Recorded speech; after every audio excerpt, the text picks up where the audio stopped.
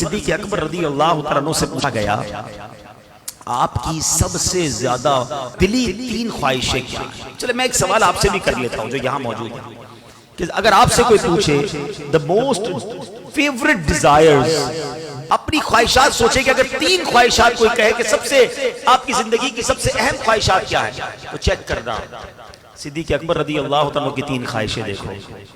آپ کہتے ہیں میری 3 زندگی کی سب سے بڑی خواہش ہے.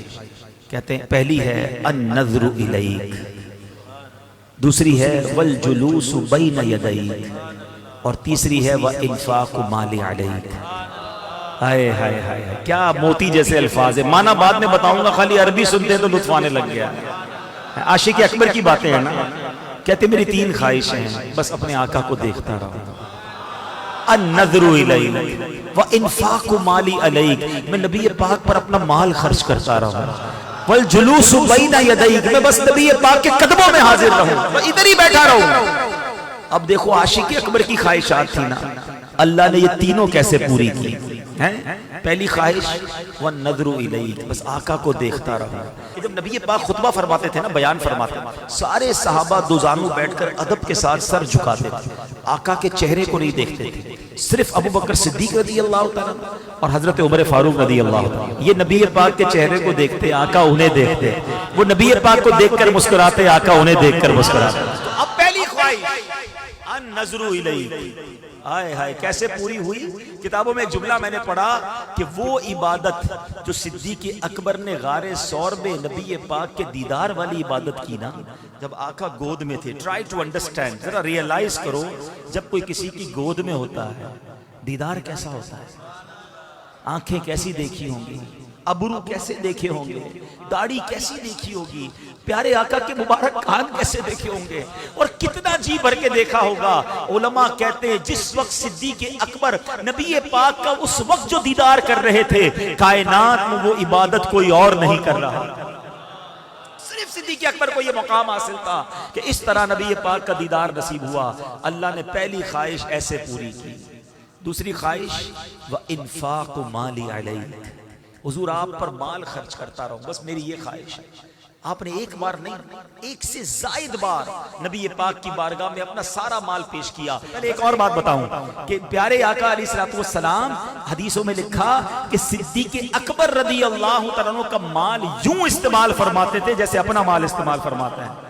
اتنی کلوزنس تھی کہ پوچھا نہیں جاتا تھا. نبی پاک صدیق اکبر کے مال کو استعمال فرماتے. اور وہ حدیث اللہ اکبر آپ فرماتے جس کا مضمون ہے جتنے لوگوں نے مجھ پر احسان کیا میں نے سب کا احسان چکا دیا، مگر ابو بکر نے جو مجھ پر احسان کیا ہے قیامت کے دن اس کا بدلہ میں رب سے لے کے اسے لوٹاؤں گا. اللہ اکبر، کس کس شان کو بیان کیا جائے. اللہ کے حبیب کی دعائیں کس طرح انہوں نے لی. ارے بلال حبشی سے کون محبت نہیں کرتا، ہمارے عاشقوں کے امام ہیں، مؤذن رسول ہیں، انہیں چھڑا کر کون لایا. امیہ جو تھا اتنا ظلم کرتا تھا، ابو بکر صدیق قریب سے گزرے، دیکھا بلال کو مار رہے ہیں، تپتی ریت پر لٹاتے ہیں. آپ نے اس کے مالک سے کہا کیوں تنگ کرتے ہو، یہ مسلمان ہو گیا ہے کیوں مارتے ہو. کہا ابو بکر تمہیں بڑا شوق ہے، خرید لو اسے. آپ نے بتاؤ کتنے پیسے لوگے. وہ تھوڑے پیسے بتاتا، آپ نے کہا اوکے. وہ اور پیسے بڑھاتا، آپ نے کہا ٹھیک ہے. وہ ڈیل ڈن کرتا، پھر پیسے بڑھا دیتا. وہ جتنے مانگتا رہا آپ بڑھاتے رہے.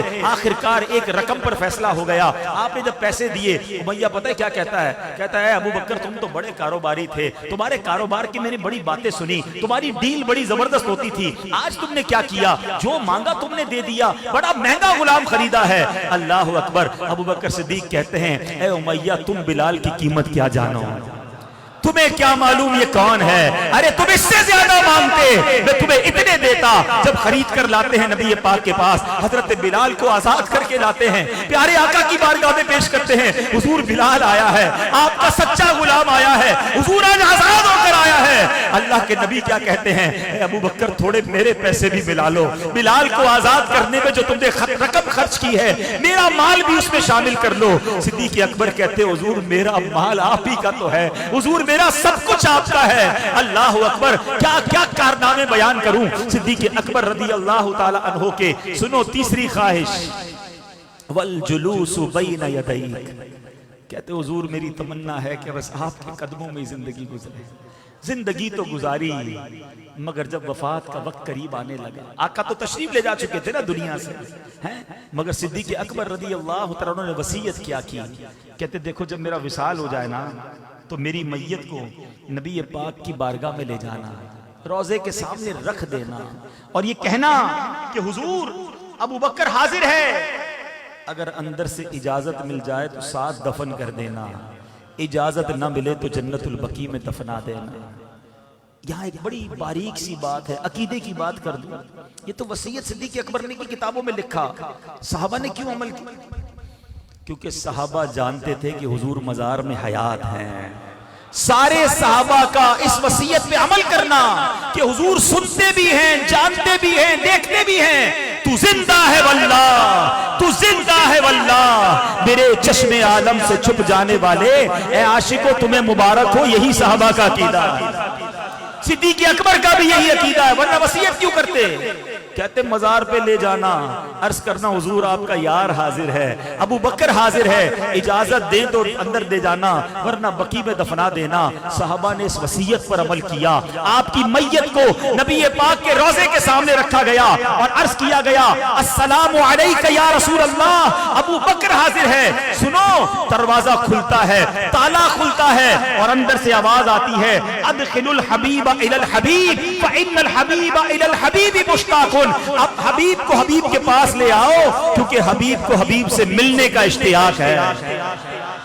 صدیق اکبر آج مزار میں بھی نبی پاک کے ساتھ موجود ہے، والجلوس بین یدیک، ارے آج بھی آقا کے پاس ہیں، آج بھی روضہ انور کے اندر ہیں۔ عاشق اکبر نے 3 تمنائیں بتائی تھیں، اللہ نے وہ تینوں کیسی پوری کی۔ دنیا میں کروڑوں لوگ جب بھی روضہ رسول پر جاتے ہیں الصلاۃ والسلام علیکہ یا رسول اللہ عرض کرتے ہیں اور پھر صدیق اکبر کو بھی سلام کرتے ہیں، عمر فاروق رضی اللہ عنہ کو بھی سلام کرتے ہیں۔ کیا مقدر پایا ہے۔